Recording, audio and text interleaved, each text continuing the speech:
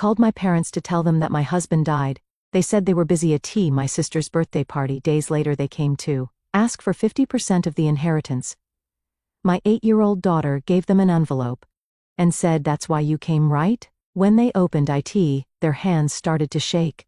I'm Rachel Morgan, 32 years old, and last Tuesday, my husband Kevin died of a sudden heart attack. The shock still hasn't worn off. When I called my parents, sobbing uncontrollably, my mother said, "We're celebrating Sophia's birthday right now. Can this wait until tomorrow?" My 8-year-old daughter Lily and I sat alone that night, holding each other as our world collapsed. I never imagined my family would abandon us in our darkest hour. But what they did next was even worse.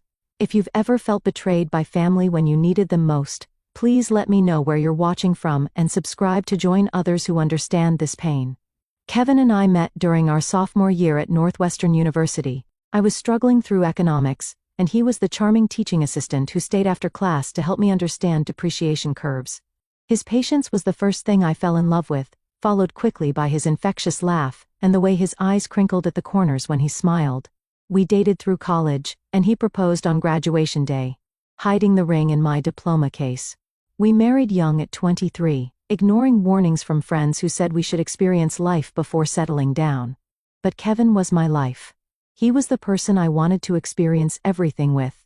After finishing his MBA, Kevin landed a job at a prestigious financial advisory firm in Chicago.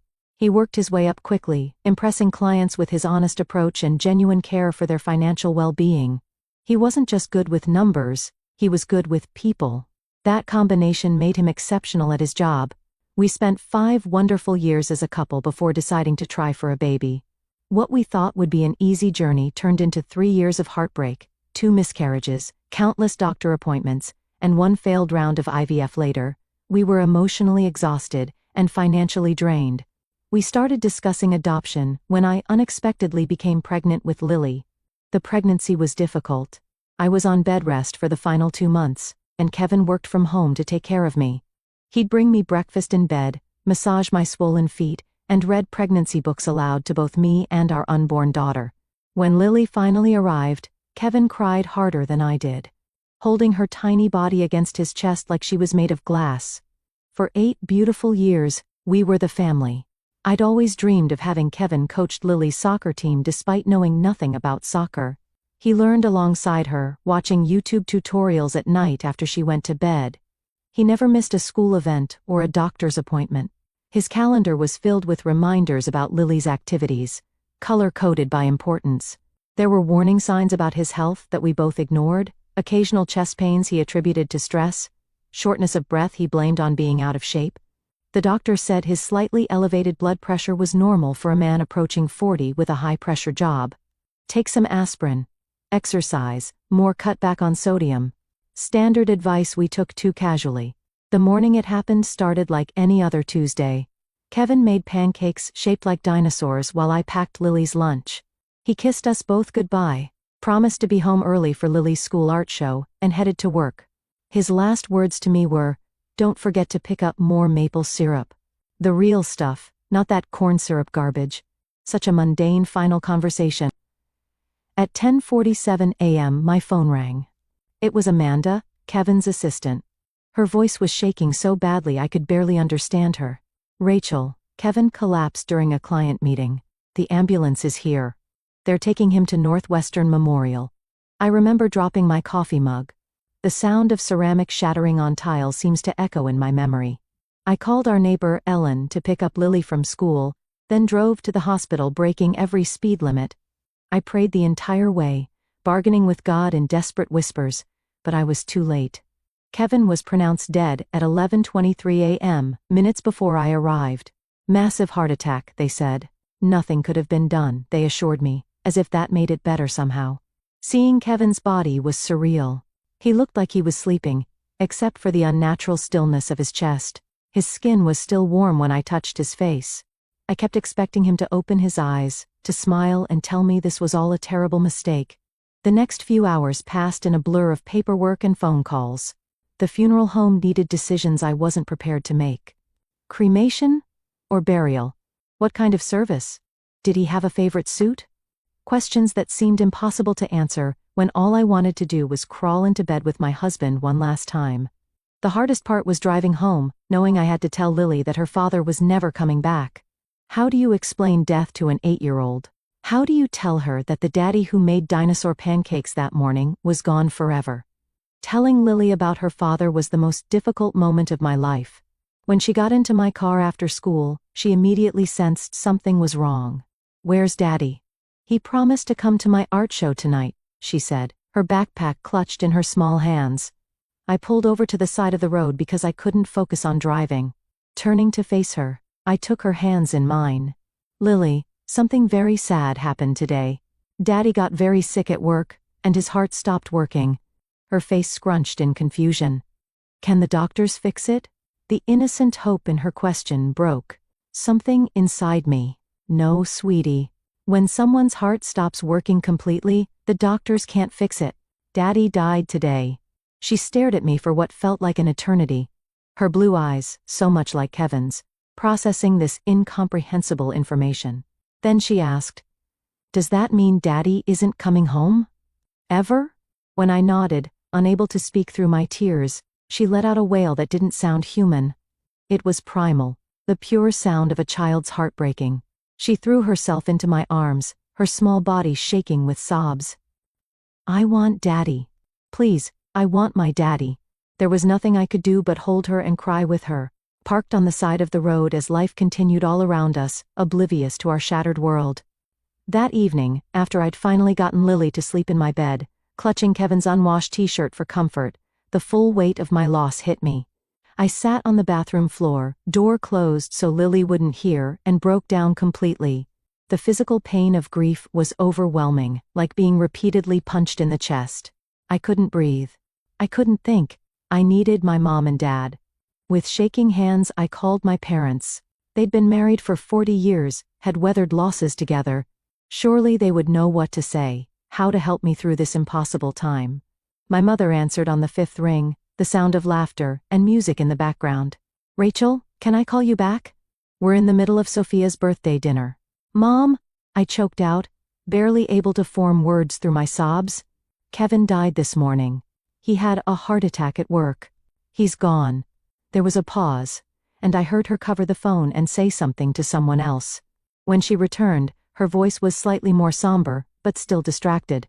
"Oh my goodness. That's terrible. Are you sure? Maybe there's been a mistake?" "I saw his body, Mom. There's no mistake." The fact that I had to convince my own mother that my husband was actually dead felt like another trauma on top of everything else. "Well, this is quite a shock. But sweetie, we're in the middle of Sophia's 40th birthday celebration. Everyone's here. We've got the caterers. Can you manage tonight? And we'll come by tomorrow when things settle down." I couldn't believe what I was hearing. My sister's birthday party took precedence over her son-in-law's death, over her daughter and granddaughter's acute grief. My father got on the phone then. "Rachel, this is awful news. Was Kevin's life insurance policy up to date? You know, you should call the company first thing tomorrow, not 'I'm coming right over,' not 'what can we do to help,' but a question about life insurance while my husband's body was barely cold." "I can't believe this is your response," I said, my voice hollow. "My husband just died. Lily lost her father. And you're at a party? Now, Rachel," my father said in that condescending tone he'd used throughout my childhood. "Sophia has been planning this milestone birthday for months. Everyone took time off work to be here. We can't just walk out. Be reasonable." "Reasonable?" As if grief followed any rules of reason. "Forget I called," I said and hung up. Within minutes my phone was flooded with text messages from friends who had somehow heard the news. Kevin's college roommate Brian, my colleague Jennifer, even my old high school friend Taylor who I hadn't spoken to in years, all offering condolences, asking what they could do to help. Strangers showed more compassion than my own family. My neighbor, Ellen, came over with a casserole and sat with me at the kitchen table as I tried to make a list of people to notify. She offered to stay the night, but I declined. I needed to be alone with Lily to start figuring out how we would navigate this new terrifying reality without Kevin. That first night was endless. Lily had nightmares and kept waking up calling for her daddy. I lay beside her, stroking her hair and telling her stories about Kevin, about how much he loved her, about how brave he thought she was. Eventually she fell into an exhausted sleep, but I remained awake, staring at the ceiling. The absence of Kevin's warmth beside me, an unbearable void. Morning came, and with it, the crushing realization that this wasn't a nightmare I could wake from. This was our life now, a life without Kevin. A life where my own parents couldn't be bothered to show up when I needed them most. Kevin's funeral was scheduled for Saturday, 4 days after his death. Those days passed in a fog of arrangements, paperwork, and trying to comfort Lily while barely holding myself together. My parents called once briefly to ask what time the service started, and if they should wear black, or if it was a celebration of life with colorful attire. They didn't offer to help with arrangements or ask how Lily was coping. The day of the funeral dawned bright and sunny, cruelly beautiful for such a dark occasion. Lily insisted on wearing a blue dress because Daddy always said I look like a princess in blue. I helped her with her hair, weaving a small braid along her temple the way Kevin used to do on special occasions. We arrived at the funeral home an hour early to greet people. Kevin's colleagues from the financial firm came. First, somber in their dark suits, many of them openly crying. They had lost not just a co-worker, but a friend. They each took time with Lily, sharing small stories about her father that she might treasure later. My parents and Sophia were supposed to arrive early too, but they texted 20 minutes before the service was scheduled to begin, saying they were running late due to traffic. They finally walked in as people were being seated, making a small commotion as they found places in the front row that I had reserved for family. My mother hugged me briefly, her perfume overwhelming. The traffic was terrible, and Sophia had a hard time finding something appropriate to wear on such short notice. Short notice. As if Kevin's death were an inconvenient dinner party. Throughout the service I was acutely aware of Sophia checking her phone, my father glancing at his watch, my mother dabbing at dry eyes for show. Meanwhile, Kevin's colleagues and our friends were genuinely distraught, their grief palpable and real. In contrast to my family's detachment, Kevin's brother Marcus showed true devastation. He had flown in from Japan, where he taught English, arriving just hours before the service. He looked exhausted and hollow-eyed, having clearly not slept on the 30-hour journey. He sat next to Lily, holding her hand throughout the service, their identical blue eyes filled with tears. When it came time for the eulogy, I wasn't sure I could do it. My legs felt like lead as I approached the podium, but then I looked at Lily, sitting there so brave and small in her blue dress, and found the strength somewhere. I spoke about Kevin's kindness, his integrity, his boundless love for his daughter. I spoke about his terrible jokes that made us groan and laugh at the same time. About his irrational hatred of cilantro and his passionate defense of proper maple syrup. About the way he always put family first. The bitter irony of those last words wasn't lost on me as I glanced at my parents, who were already gathering their things as I concluded, clearly eager to leave. During the reception at our house afterward, I overheard my father talking to my Uncle James near the drinks table. Kevin was doing very well at that firm, partner track. The life insurance alone must be substantial, not to mention the investments. Rachel will be set for life. It took everything in me not to confront him then and there, to demand how he could be thinking about money on the day we buried my husband. But I was too emotionally exhausted, too focused on making sure Lily was okay to start a scene. My mother and Sophia barely helped with the reception, leaving most of the work to Kevin's colleagues' wives and my friends. They sat in the living room accepting condolences as if they were the primary mourners, while I moved through my own home like a ghost, mechanically thanking people for coming, accepting casseroles I would never eat. Meanwhile, Kevin's parents, though devastated by the loss of their only son, were models of genuine support. His mother Diana took over caring for Lily during the reception, making sure she ate and protecting her from well-meaning but overwhelming guests. His father Robert quietly organized the cleanup afterward, staying until the last guest had left. Bill. Contrast between Kevin's family and my own was stark and painful. As I watched my in-laws support each other in their grief while also finding strength to support me and Lily, I felt the absence of that same love from my own parents like a physical wound. Kevin's will had been mentioned briefly during a conversation with the funeral director, but I couldn't bear to think about legal matters yet.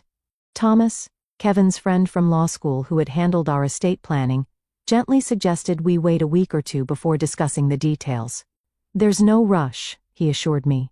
"Everything is in order, and you and Lily are well provided for." Kevin made sure of that. As the house finally emptied of guests, my parents and Sophia made quick excuses about getting on the road before dark. They left with perfunctory hugs and promises to call soon. They didn't offer to stay and help clean up, didn't ask if Lily and I wanted company, didn't acknowledge that this would be our first night after officially saying goodbye to Kevin.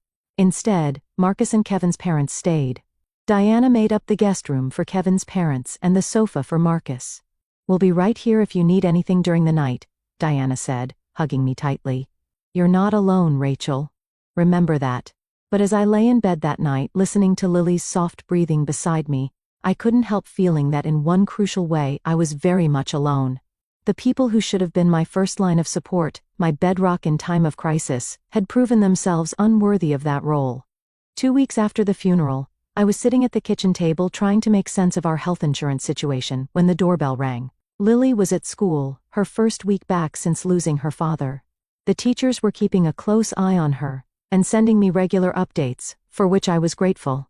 Through the peephole, I saw my parents standing on the porch, my father straightening his golf shirt, my mother checking her reflection in her compact mirror. I hadn't spoken to them since the funeral. They'd texted a few times with generic messages like, "Thinking of you and hope you're doing okay," but there had been no real communication. I opened the door, not bothering to hide my surprise. "I didn't know you were coming over," we thought. "We'd check in, see how you and Lily are doing," my mother said, brushing past me into the house. "Is she at school?" "Good. We can talk openly." That should have been my first clue that this wasn't simply a supportive visit, but I was too emotionally drained to pick up on the warning signs. They settled themselves in the living room while I made coffee, falling into the hostess role automatically, even though they should have been taking care of me. When I brought in the mugs, my father was examining the new sound system Kevin had installed just a month before his death. "Nice setup," he commented, running his hand along the speakers. Kevin had good taste in electronics. He did, I agreed, the simple past tense still a knife twist in my heart. After a few minutes of awkward small talk about Lily's school and my mother's garden club, my father cleared his throat in the way he always did before discussing serious matters. "Rachel, we wanted to talk to you about your situation," he began, setting his coffee mug down precisely on a coaster. "My situation?" "Your financial situation," my mother clarified, exchanging glances with my father. "Now that you're adjusting to life without Kevin." I stared at them, not comprehending at first what they were getting at. "I'm not sure what you mean." "Kevin left us well provided for." "Yes. Well, that's what we wanted to discuss," my father said, leaning forward. "Your mother and I are getting older. Our retirement fund took a hit in the last market downturn, and with healthcare costs what they are. The implication hung in the air for a moment before I understood. "Are you asking me for money now?" My mother had the grace to look slightly embarrassed, but my father pressed on. "We thought, given Kevin's position at the firm and his life insurance policy, that you might be in a position to help family. After all, we are your parents." The audacity of their request left me momentarily speechless. My husband wasn't even cold in his grave, and they were here with their hands out. "How much are you thinking?" I asked, my voice flat. My father, apparently missing my tone completely, brightened. "Well, we were thinking something substantial would make sense. Perhaps 50% of the life insurance payout? That would secure our retirement and leave plenty for you and Lily. 50% of my widowed daughter's support to secure your retirement." I repeated the words slowly, making sure I understood. "The daughter you couldn't be bothered to comfort when her husband died because you were at a birthday party." My mother flinched, but my father remained unperturbed. "Now Rachel, there's no need to be emotional about this. It's just practical, financial planning. And we did come to the funeral. How generous of you to attend my husband's funeral," I said, my voice dripping with sarcasm. "We raised you, Rachel," my mother interjected. "We paid for your college education. We helped with the down payment on your first house. I think we deserve some consideration now that you've come into money." "Come into money?" "My husband died." I was shouting now, all the hurt and rage of the past 2 weeks boiling over. "I didn't win the lottery. I lost the love of my life, the father of my child, and you're treating it like I hit some financial jackpot." My father's expression hardened. "There's no need to be dramatic. Kevin knew the risks with his heart condition. He should have taken better care of himself. And now that he's gone, it's just practical to discuss how his assets should be distributed. Family should help family. In that moment, as my father casually blamed Kevin for his own death while simultaneously trying to profit from it, something snapped inside me. The grief that had left me passive and numb for 2 weeks suddenly crystallized into razor-sharp clarity. "Get out," I said quietly. "Rachel?" "Be reasonable," my mother began. "Get out of my house," I screamed, the force of my anger physically propelling me to my feet. "How dare you come here asking for Kevin's money? How dare you blame him for dying? He was worth 100 of you, and you couldn't even be bothered to comfort your own daughter when she was breaking apart." My parents looked genuinely shocked at my outburst. They had never seen me truly angry before, having raised me to be accommodating, to avoid conflict, to be the good daughter, while Sophia got to be the demanding one. "We're only asking for what's fair," my father said stiffly, standing up. "We're your parents, Rachel. We deserve respect." "Respect is earned," I replied, my voice shaking. "And you've earned none. Now get out before Lily comes home and hears what kind of people her grandparents really are." They left in a huff, my mother making noises about me being ungrateful, and my father muttering about reconsidering our relationship. I closed the door behind them and sank to the floor, trembling with rage and hurt. Later that afternoon, when I picked Lily up from school, she seemed more withdrawn than usual. In the car, she finally spoke up. "Mommy, why were Grandma and Grandpa at our house today?" My heart sank. "Did you see them?" She nodded. "Mrs. Wilson let me go to the bathroom during math, and I saw their car from the school window. Did they bring something for us?" The innocent question broke my heart anew. "No, sweetie. They just came to talk to me about some grown-up things." "Did they ask about Daddy's money?"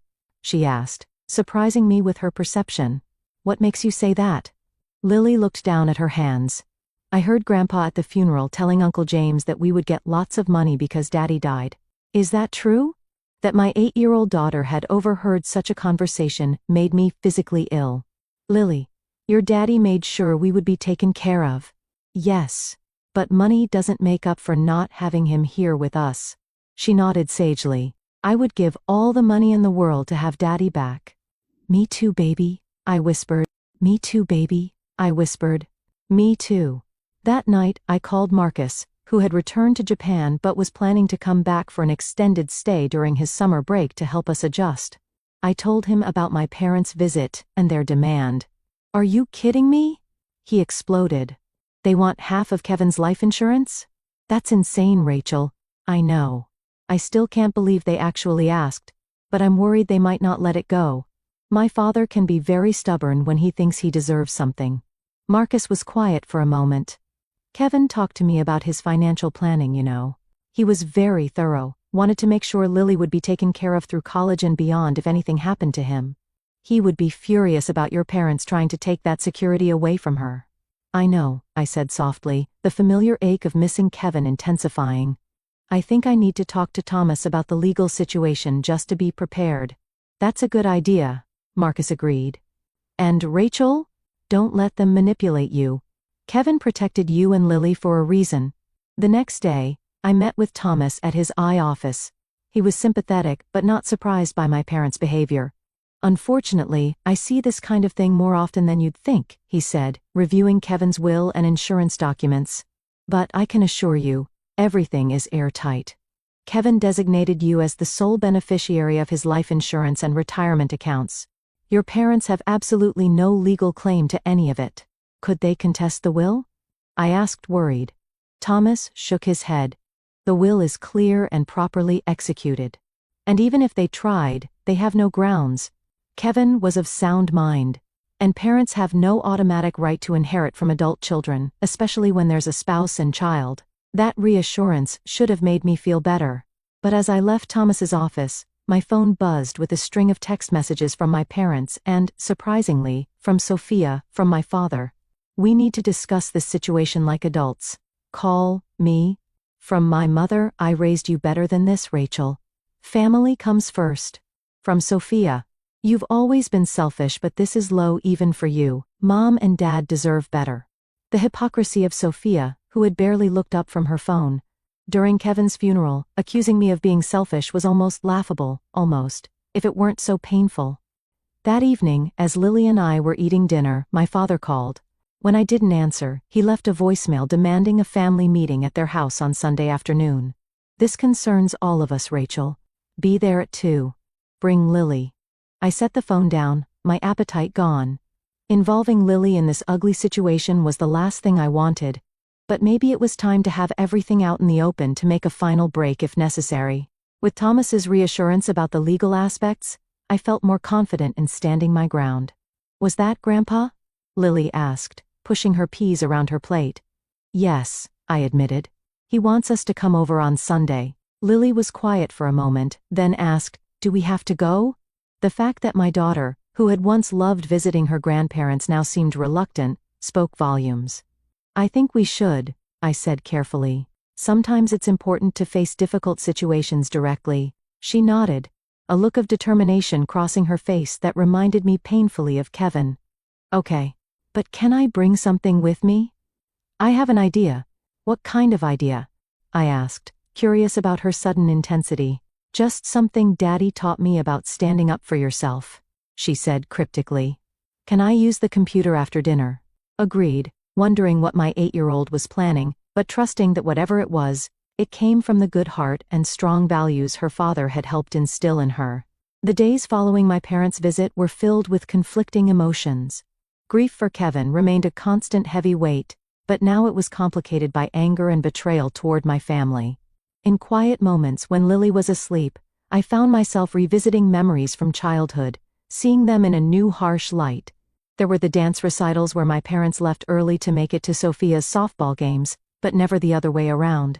The Christmas when I received practical clothes while Sophia got the expensive art supplies we both had asked for. The way my academic achievements were expected, while Sophia's C grades were celebrated as trying her best. Small inequities. That seemed insignificant individually, but formed a pattern when viewed collectively. I called Amanda, Kevin's assistant, who had become a friend in the weeks since his death. Am I overreacting? I asked her after explaining my parents' demand. Is it normal to feel this angry, or is it just grief making everything worse? Rachel, she said firmly, if my parents had done that to me, they'd be dead to me. What they did is beyond inappropriate. It's cruel. Her validation helped, as did a long conversation with Marcus that evening. He was planning to take a leave of absence from his teaching position to come stay with us for a few months, a kindness that brought me to tears. Kevin made me promise, he explained. Years ago when you were pregnant with Lily, he made me swear that if anything ever happened to him, I would be there for you both. I intend to keep that promise. The contrast between Marcus's loyalty to his brother's wishes and my own parents' behavior couldn't have been starker. Meanwhile, Lily had been unusually focused on some project she was working on in her room, hunched over her desk with colored pencils and paper. When I asked what she was doing, she just smiled secretively and said, something important for Sunday. On Saturday, I decided to review Kevin's financial documents more thoroughly, wanting to be fully informed before the confrontation with my family. Kevin had been meticulous about our finances, keeping everything organized in a home office filing cabinet. As I went through the folders, I found a sealed envelope with my name on it in Kevin's handwriting. With trembling hands, I opened it to find a letter dated just 3 months earlier, around the time of his last physical. My dearest Rachel, it began. If you're reading this, it means the doctor's concerns about my heart were more serious than I let on. I didn't want to worry you, but I've updated our will and insurance policies just in case.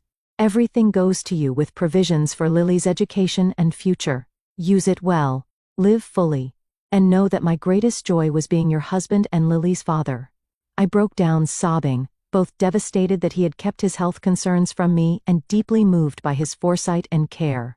Kevin had known there was a risk, and had prepared for it while trying to spare me the worry. It was so typically him, both frustrating and loving in equal measure. The letter continued with specific instructions about the insurance policies and investments, but also included a paragraph that caught my attention. I've set up a separate trust for Lily that can't be accessed until she's 25, except for education expenses. This is important, Rachel. Your father has approached me twice about investment opportunities that were thinly veiled requests for money. I declined politely, but he seemed to think my death would create an opportunity for him to access funds through you. Don't let that happen. Your parents have made poor financial choices for years. And while I sympathize, Lily's future cannot be compromised to bail them out. The revelation that my father had already tried to get money from Kevin while he was alive added another layer of betrayal. Kevin had protected me from this knowledge, probably trying to preserve my relationship with my parents. Even in this, he had put my feelings first. Armed with this new information, I called Thomas again to verify that the trust Kevin mentioned was indeed secure from any claims. He assured me it was ironclad, and also suggested I bring a copy of Kevin's letter to the family meeting. It's not legally necessary, he explained, but it might be useful to have Kevin's explicit wishes documented if they try to pressure you emotionally. Sunday morning arrived with a sense of impending confrontation. Lily was unusually quiet as we got dressed, but there was a determined set to her small shoulders that reminded me of Kevin before an important client meeting. "Are you sure you want to come?" I asked her one last time as we prepared to leave. "You could stay with Ellen instead." She shook her head firmly. "I need to be there, Mom, for Daddy." On the drive to my parents' house, Lily clutched a manila envelope to her chest, still refusing to tell me exactly what was inside. "It's a message from me and Daddy," was all she would say. As we pulled into the driveway of the suburban home where I'd grown up, I noticed several cars I recognized as belonging to my aunts and uncles. My parents had apparently invited an audience, perhaps thinking I would be less likely to refuse them in front of extended family. "Ready?" I asked Lily, my hand on the ignition. She nodded, her face solemn beyond her years. "I'm ready, Mom. Don't worry." We walked to the front door, hand in hand, both of us drawing strength from the other. Before I could ring the bell, the door swung open to reveal my mother, dressed formally as if for church, her face set in a practiced expression of concern. "Rachel, Lily, come in. Everyone's waiting in the living room." We followed her through the familiar hallway into the large living room where I'd spent countless childhood Christmases and birthdays. Now it felt like walking into an ambush. My father sat in his recliner, positioned like a judge presiding over a court. Sophia was perched on the arm of the sofa, scrolling through her phone. Around the room sat my Aunt Rita, Uncle James, and my father's brother Terry with his wife Barbara. "Thank you for coming," my father said formally, as if this were a business meeting rather than a family gathering. "We have important matters to discuss." I remained standing, keeping Lily close to my side. "Before we start, I want to be clear that whatever you have to say, you can say in front of Lily. She has a right to know what's happening in her family." My mother frowned. "Rachel, this is hardly appropriate conversation for a child. If it's not appropriate for her to hear, then it's not appropriate for you to be asking," I replied evenly. "This concerns her future too." My father cleared his throat. "Fine. We'll get right to the point. Your mother and I have been discussing the family financial situation. As you know, we helped you considerably throughout your life, from college, tuition to the down payment on your first house." I bit back the retort that they had paid half as much for my education as they had for Sophia's art school, which she never completed. This wasn't the time for old grievances. "We believe," he continued, "that given the substantial windfall you've received from Kevin's passing, it's only fair that you assist the family in return. We're proposing a distribution that would secure our retirement and also provide some assistance to Sophia, who, as you know, has struggled financially as an artist." Sophia looked up from her phone long enough to give me a smug smile, as if my husband's death were some cosmic balancing of the scales between us. "I've prepared a breakdown of what we consider a fair distribution," my father said, passing me a printed document. "As you'll see, we're suggesting 50% of the life insurance proceeds be directed to your mother and me, with an additional 15% allocated to Sophia." I scanned the document, which detailed not just percentages, but actual dollar amounts. They had somehow discovered the exact value of Kevin's life insurance policy, likely through my Uncle James, who worked in the insurance industry. "You want 65% of the money that's meant to secure my daughter's future after losing her father?" I stated flatly. "Money that Kevin earned and specifically designated for us." "Family takes care of family, Rachel," my mother interjected. "Your father and I are getting older. Our medical expenses are increasing, and you have to think about the bigger picture." "The bigger picture," I repeated. "Like how you couldn't be bothered to leave Sophia's birthday party when my husband died. That bigger picture?" Uncomfortable silence fell over the room. My Aunt Rita shifted in her seat, looking embarrassed. At least someone had the decency to recognize how inappropriate this all was. "Now, Rachel," my father said in his patronizing tone, "we've apologized for that unfortunate timing. But you have to understand, we had guests from out of town. We couldn't just leave." "Actually, you could have," I replied. "You chose not to." "This isn't productive," Sophia cut in. "The point is, you're suddenly rich, while the rest of us are struggling. Mom and Dad sacrificed for you your whole life. They deserve security in their old age." "And what about Lily's security?" I asked, my voice rising despite my efforts to stay calm. "Do you think Kevin died so that you could buy a new car or go on cruises? That money is for his daughter's future." My father stood up, his face reddening. "Now, you listen here. We are your parents. We raised you, fed you, clothed you. You owe us respect and consideration." "Respect?" I laughed bitterly. "You haven't shown me or Lily an ounce of respect or genuine concern since Kevin died. All you care about is what you can get from us." "That's not true," my mother protested weakly. "We care about you, Rachel. We're just trying to be practical." "Practical would be asking how your granddaughter is coping with losing her father. Practical would be offering to help with meals or housework or emotional support, not this vulture behavior." The room fell silent again. My Uncle Terry looked uncomfortably at the floor while his wife Barbara glared at my father, clearly as appalled as I was. Into this tense silence, Lily suddenly stepped forward, still clutching her envelope. "I have something to say," she announced in a clear, strong voice that startled everyone. My mother attempted a condescending smile. "Sweetie, the adults are talking about important things right now." Lily stood her ground, channeling Kevin's quiet confidence. "This is important too. It's about my daddy, and what he would want." All eyes turned to her, this small figure standing so bravely in the center of adult conflict. Even Sophia put down her phone. "Daddy taught me that when people show you who they really are, you should believe them," Lily said, her voice only slightly trembling. "And when people only come around when they want something, they're not really family." She turned to face my parents directly. "You didn't come to see us when Daddy died. You didn't help Mom when she was crying every night.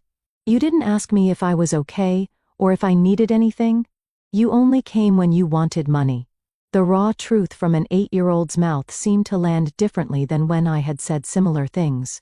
My mother's carefully composed face crumpled slightly, while my father seemed at a loss for words. Lily opened her envelope and pulled out a sheet of paper. "I made something for you because I know that's why you really came to see us." She walked over and handed the paper to my father. It was a child's drawing, but as I glimpsed it over his shoulder, I saw it was designed to look like an invoice. At the top, in Lily's careful handwriting, it read, "Bill for real love and support." Listed below were items like being there when Daddy died, $0 not provided. Helping Mom when she was sad, $0 not provided. Hugging me when I cried for Daddy, $0 not provided. Being real grandparents, priceless, but not paid. At the bottom was a total $0. "That's why you came. Right? For money? This is what you earned." The silence in the room was absolute. My father's hands trembled as he held the paper. My mother began to cry. Whether from shame or manipulation, I couldn't tell. Sophia stared at Lily with an expression of shock, as if seeing her niece for the first time. "I think we're done here," I said quietly, taking Lily's hand. "Don't contact us again, unless it's to apologize and show genuine change. Lily deserves better grandparents than you've been. And I deserve better parents." As we walked out, leaving my stunned family behind, I felt a strange mixture of sorrow and liberation. We had lost more than Kevin. We had lost the illusion of a supportive extended family.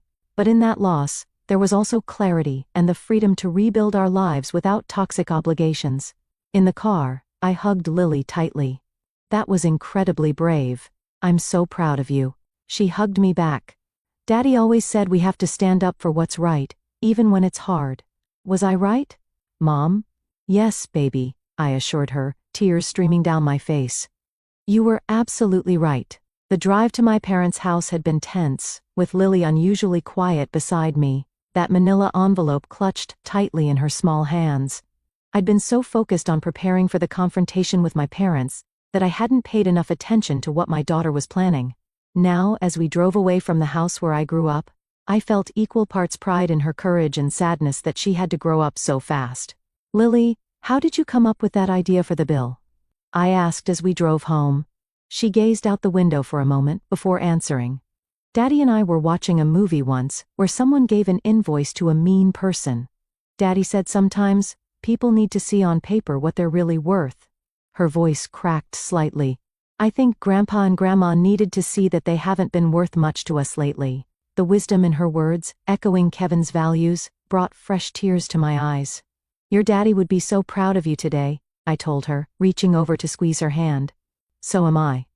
My phone began buzzing incessantly with calls and texts from my family, but I ignored them all. This wasn't a negotiation. It was a boundary being firmly established. Whatever fallout came from this confrontation would have to wait until Lily and I had processed what had happened. When we got home, Marcus was waiting on our porch. He had flown in early from Japan, wanting to surprise us, and Ellen had given him the spare key to wait inside.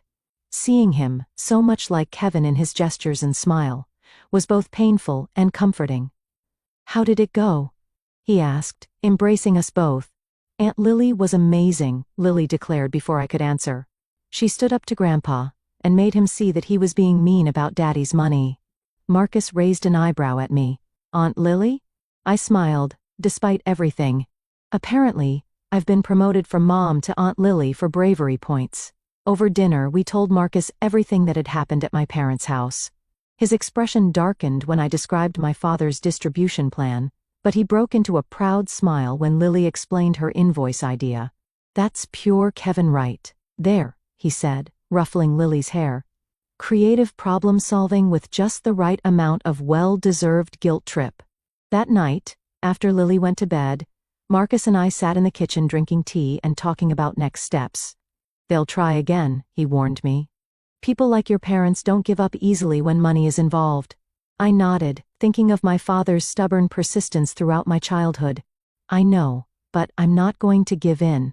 Not just because it's wrong, but because it would betray Kevin's explicit wishes." "Have you thought about what this means for your relationship with them going forward?" Marcus asked gently. It was a question I'd been avoiding since the confrontation. "I don't know," I admitted. "Part of me wants to cut them off completely. They've shown their true colors so clearly. But another part of me wonders if that's fair to Lily. They're her only grandparents on my side. Are bad grandparents better than no grandparents?" Marcus countered. "Kevin's parents adore Lily, and they actually show up for her. Quality over quantity, right?" He had a point. Diana and Robert had called Lily every other day since Kevin's death, sent care packages, and were planning an extended visit. They were grieving too, but they put their granddaughter's needs first. The next morning, my phone showed 8 missed calls from my mother, 3 from my father, and 1 from Sophia. There were also numerous text messages ranging from angry accusations to tearful apologies that felt more like manipulation than genuine remorse. I decided to respond to just one message from my mother. "We need to talk about what happened." My reply was simple. "There's nothing to talk about until you can acknowledge the harm you've caused and show real change. Lily and I need time and space." Then I blocked their numbers, a temporary measure to give us breathing room. I also emailed Thomas to inform him of what had transpired and ask him to be on alert for any legal maneuvers my parents might attempt, though he had assured me they had no grounds for any claims.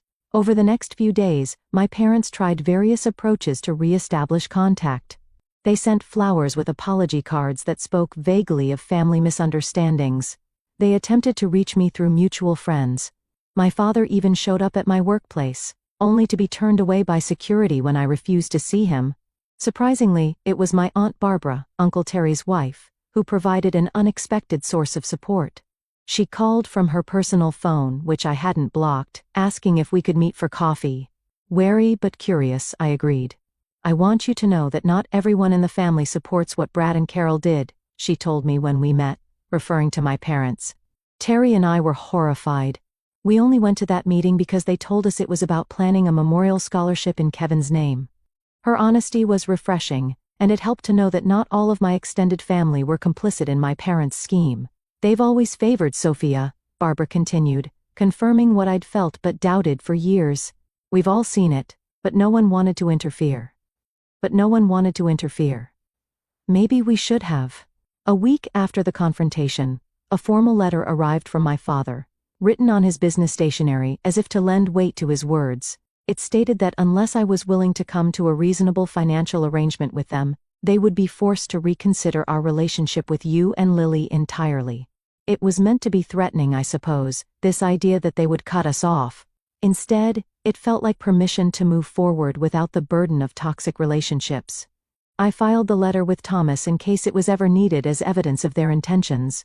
2 weeks after our confrontation, my mother tried a new tactic, showing up at Lily's school at pickup time.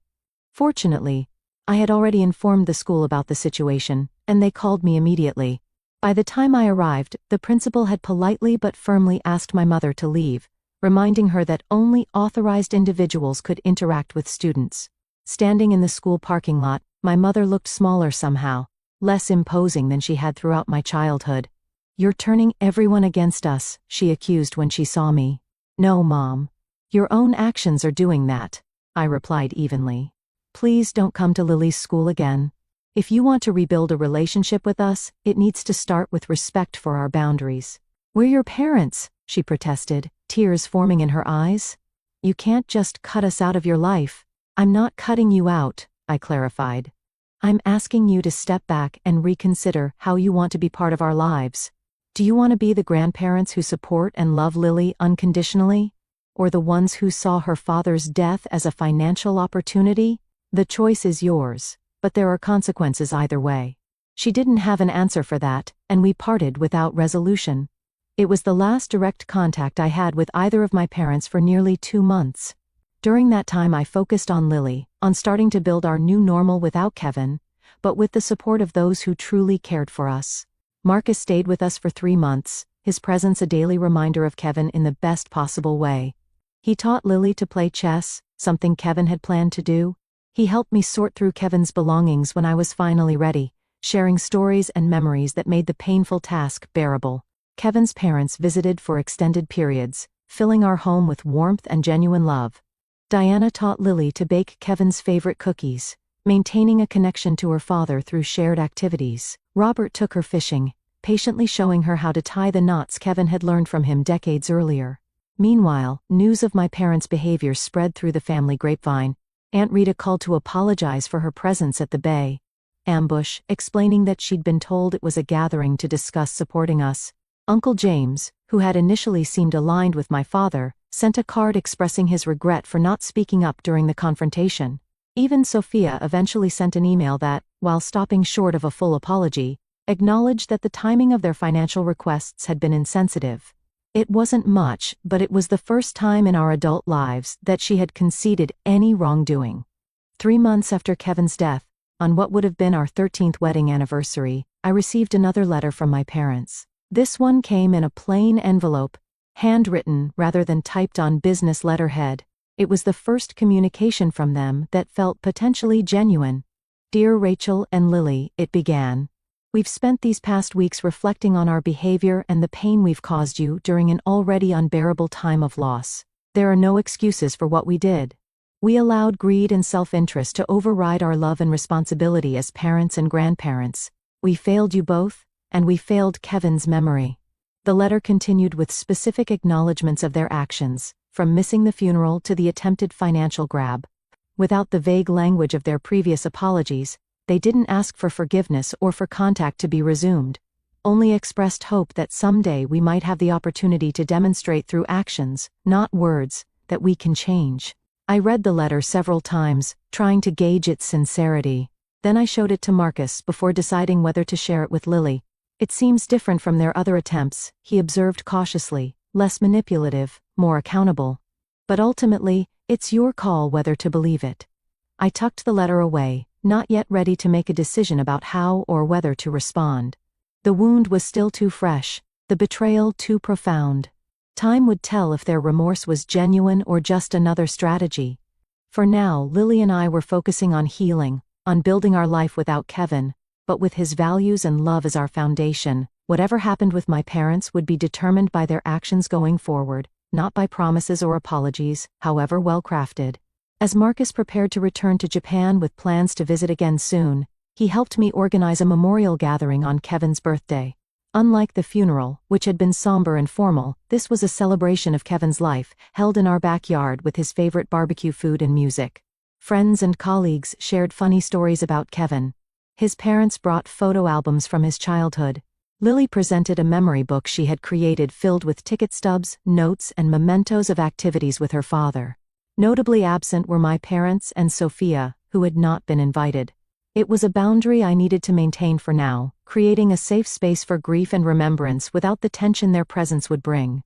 As the gathering wound down and guests began to leave, Lily tugged at my sleeve. "Mom, can we invite Grandma and Grandpa next time?" she asked quietly. "Which grandparents, sweetie?" I asked, though I knew who she meant.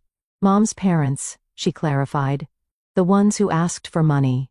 I think Daddy would want us to give them another chance if they're really sorry." Her compassion, so like Kevin's, brought tears to my eyes. "We'll see," I promised her. "If they show us they've really changed, maybe next time." It wasn't forgiveness exactly, not yet, but it was an opening. A possibility that the future might include some form of reconciliation. For now, that was enough. The envelope confrontation marked a turning point in our lives. In the immediate aftermath, the division in my extended family was stark and painful. Some relatives sided firmly with my parents, viewing me as the ungrateful daughter who refused to help family. Others recognized the inappropriate nature of my parents' demands and offered quiet support. My Aunt Barbara became an unexpected ally, calling regularly to check on Lily and me, and occasionally passing along family news without pressure or judgment. Uncle Terry, though less demonstrative, showed his support by sending Lily books and science kits, remembering her interests in a way my parents rarely had. The most surprising reaction came from my cousin Jennifer, Sophia's daughter, who was in her early 20s. She reached out via email about a month after the confrontation. "I've always seen how differently Grandma and Grandpa treated you compared to Mom," she wrote. "What they did after Kevin died was inexcusable, and I want you to know that not everyone in the family thinks you're wrong for standing your ground." Her message meant more than she could know. Validation from an unexpected source that I wasn't crazy or selfish for protecting Lily's future.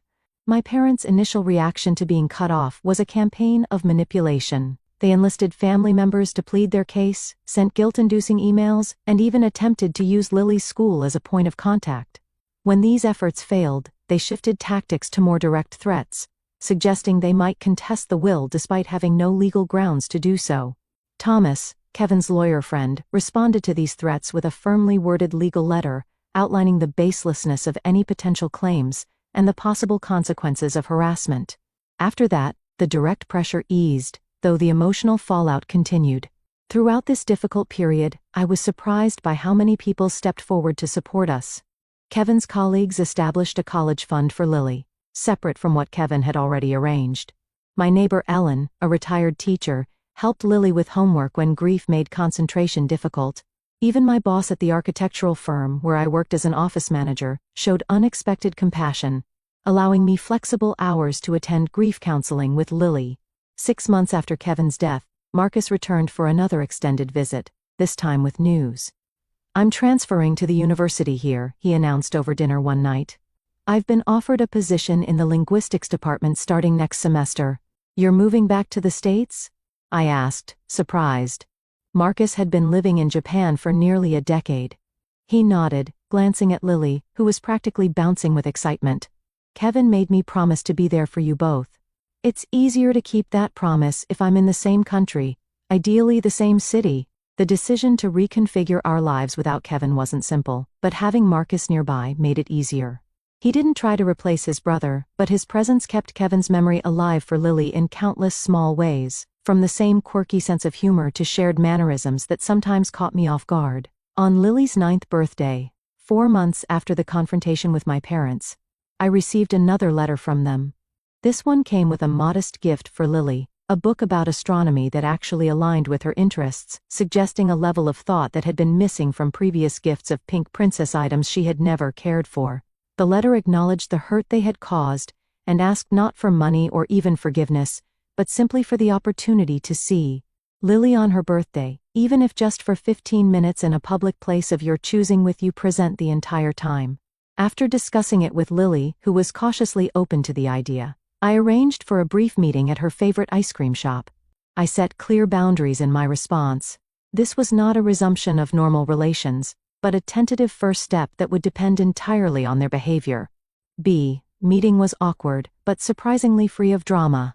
My parents seemed genuinely chastened, focusing entirely on Lily, asking appropriate questions about school and her interest without bringing up money, the past conflict, or making demands. They had clearly rehearsed their approach, but the effort itself showed a willingness to change that I hadn't expected. As we were leaving, my father asked quietly, "Could we possibly do this again sometime? Maybe next month?" It was the lack of entitlement in his request, the understanding that access to his granddaughter was a privilege to be earned rather than a right to be demanded. That made me consider it. "We'll see," I replied. "I'll let you know." That tentative beginning led to carefully structured, occasional visits over the next few months. My parents remained on probation, so to speak, but they consistently respected the boundaries I established. They never mentioned money again, never tried to see Lily without my permission, and gradually demonstrated through actions rather than words that they understood the damage they had done. A year after Kevin's death, we held a memorial service on the anniversary. Unlike the confrontation several months earlier, I chose to invite my parents, making it clear that this was a significant test of their commitment to rebuilding our relationship. To my relief, they came appropriately somber and supportive, bringing a photo album of Kevin at family gatherings that I hadn't even known existed.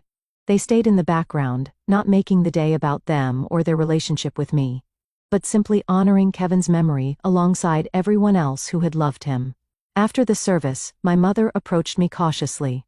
"We've been seeing a family therapist," she confessed, "trying to understand where we went so wrong, not just after Kevin died, but throughout your life.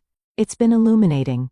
It wasn't an overnight transformation, and there were still awkward moments and old patterns that emerged occasionally, but the effort was consistent.